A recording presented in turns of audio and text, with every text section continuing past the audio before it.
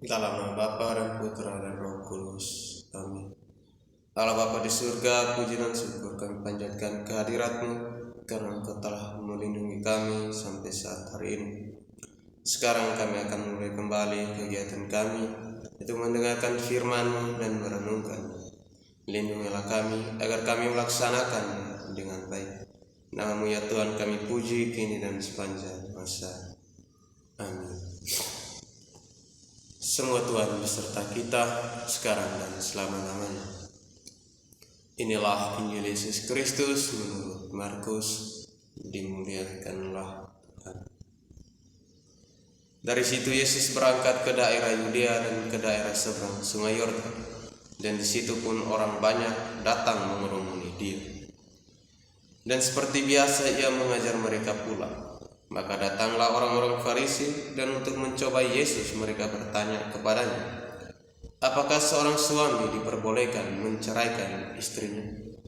Tetapi jawabnya kepada mereka, apa perintah Musa kepada kamu? Jawab mereka, Musa memberi izin untuk menceraikannya dengan membuat surat cerai.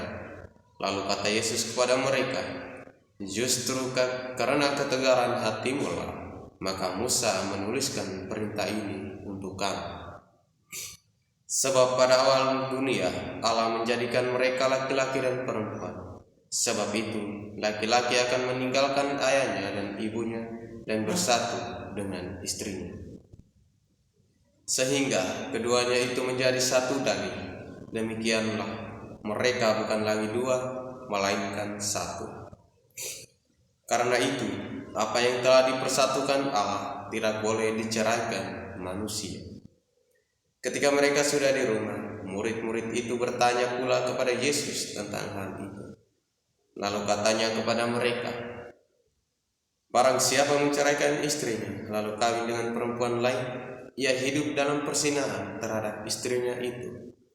Dan jika si istri menceraikan suaminya dan kawin dengan laki-laki lain, ia berbuat zina. Demikianlah sabda Tuhan. Terpujilah Kristus. Apa yang dipersatukan Allah tidak boleh diceraikan manusia. Demikianlah permohonan kita hari ini. Saudara-saudari yang terkasih dalam Kristus, sebelum kita masuk dalam inti bacaan hari ini, kita akan memulai dengan sebuah cerita di mana ketika kita pergi ke sebuah toko, kita melihat barang yang sangat kita senangi, dan di situ ada terpapar tulisan diskon, maka kita segera membelinya. Padahal barang itu kita tidak membutuhkannya. Ketika kita pulang dan menceritakannya kepada teman-teman kita, teman kita langsung membelinya, padahal ia juga tidak membutuhkannya. Namun ada tulisan diskon, maka ia membelinya. Saudara-saudari yang terkasih dalam Kristus, cerita singkat pada awal ini relevan dengan bacaan kita hari ini tentang penceraian, di mana orang-orang Farisi berpikir tentang penceraian. Saudara-saudara yang terkasih dalam Kristus, dalam bacaan hari ini, di mana orang-orang Farisi mencoba Yesus tentang bertanya, apakah seorang suami dapat menceraikan istrinya? Tetapi Yesus menjawab mereka,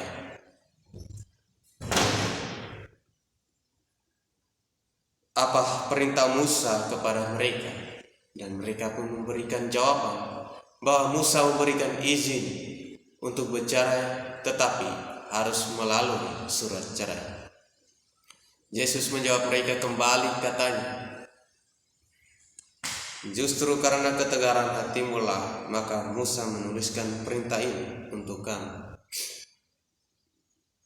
Sebab pada awal dunia Allah menjadikan mereka laki-laki dan perempuan. Sebab itu laki-laki akan meninggalkan ayah dan ibunya dan bersatu dengan istrinya. Perkataan Yesus ini berarti seorang suami tidak boleh menceraikan istrinya, sebab penceraian tidak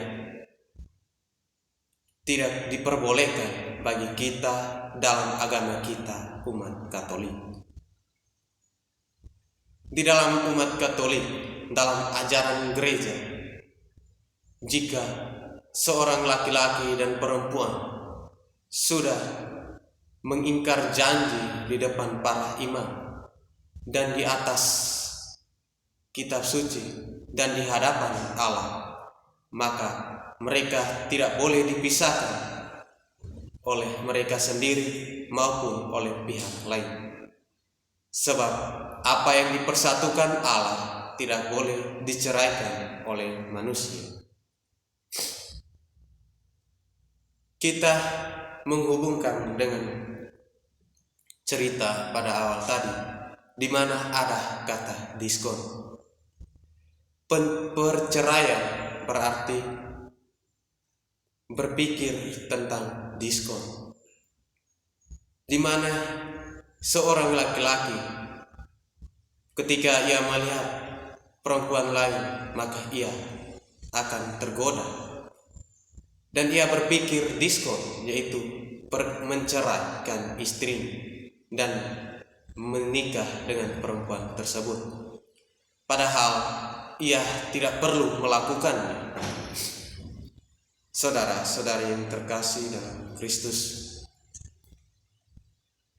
pada kehidupan kita sehari-hari masih banyak keluarga, suami istri yang melakukan perceraian, walaupun itu hanya masalah sepele, dan mereka lebih memilih untuk berpisah daripada memperbaiki hubungan tersebut.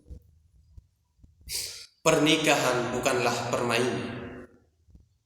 Pernikahan adalah sebuah ikatan cinta dan impian di mana kita semua mengidam-idamkan.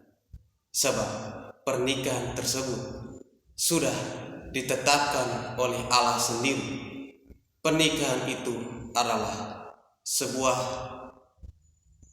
tradisi suci yang sudah dilakukan oleh umat beragama Katolik pada masa sebelumnya. Saudara-saudari yang terkasih dalam Kristus, pada kesempatan hari ini saya mau mengajak kita semua, suami istri dan keluarga, marilah memperbaiki hubungan, mempertahankan hubungan pernikahan tersebut.